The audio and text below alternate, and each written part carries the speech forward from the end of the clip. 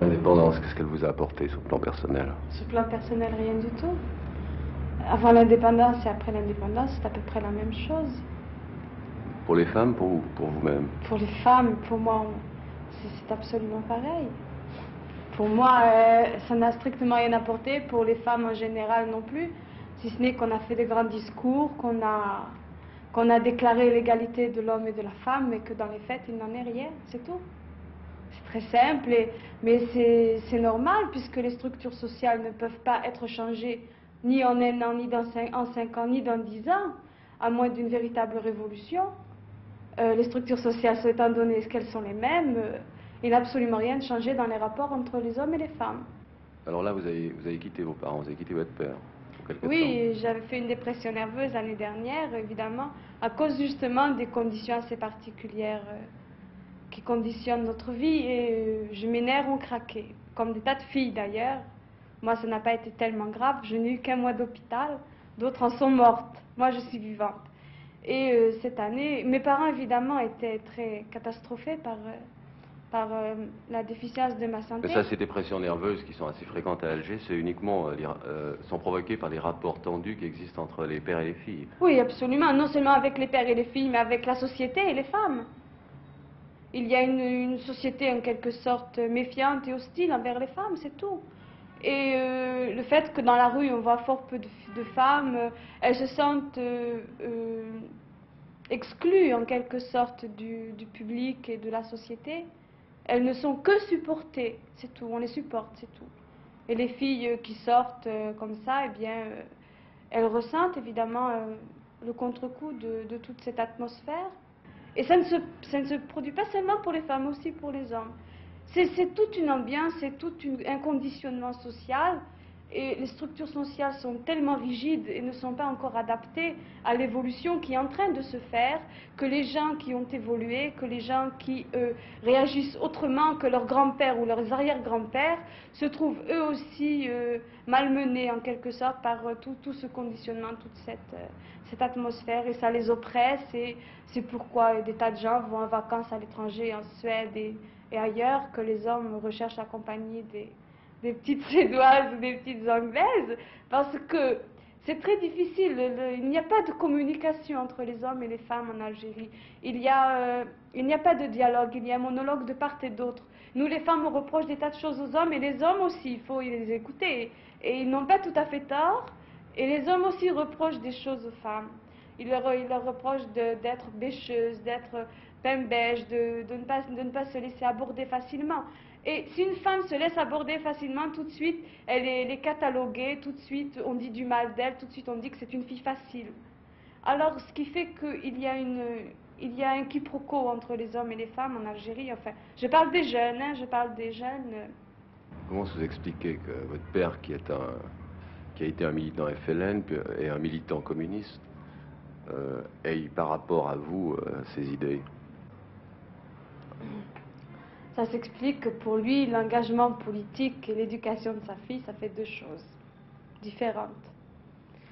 Que lui ait milité, c'est d'accord, c'est un fait acquis, mais il ne voudrait pas que moi, j'ai autre chose qu'une vocation exclusivement féminine.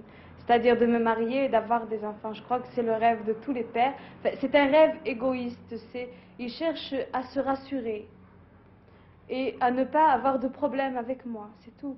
Mais le fait qu'il m'ait politisé lorsque j'étais toute petite, je me souviens que depuis l'âge de 11 ans, mon père m'a toujours parlé de politique, m'a toujours inculqué un esprit nationaliste. Qu'est-ce qu'il a dit quand vous avez été en prison? Et il a très bien réagi. D'abord, il était très fier de moi, parce qu'il ne pensait pas que j'irais si loin. D'ailleurs, je vais trop loin pour lui, parce que, et en définitive, ça pose des problèmes. Mais lorsque je suis sortie, il m'a dit, bon, très bien, tu as été en prison, mais c'est terminé, hein, il ne faut plus faire de politique. J'ai dit, oui, papa, puis je n'avais pas moins continué. Ben, c'est comme ça. Mais il était très bien, la première fois, mais la seconde fois, il a trouvé que la plaisanterie durait un petit peu trop longtemps. Alors maintenant, il voudrait vous voir caser. C'est son grand rêve, parce que chez nous, une fille à 24 ans qui n'est pas mariée, c'est scandaleux. C'est une vieille fille. Alors, c'est très drôle parce que mon père, depuis que j'ai 16, 17 ans, 18 ans, aurait souhaité à me marier à un militant ou bien quelqu'un de ses amis ou bien le fils d'un ami ou bien un cousin ou bien quelqu'un comme ça qu'il m'aurait présenté auparavant. Et finalement, il m'a présenté des tas de gens, mais j'ai toujours refusé, ne serait-ce que par le principe. Alors, il vous présente des jeunes hommes ou il vous parle simplement des jeunes hommes? Non, c'est beaucoup plus compliqué que ça, parce que mon père ne peut pas se permettre de me présenter quelqu'un, ça ne se fait pas chez nous.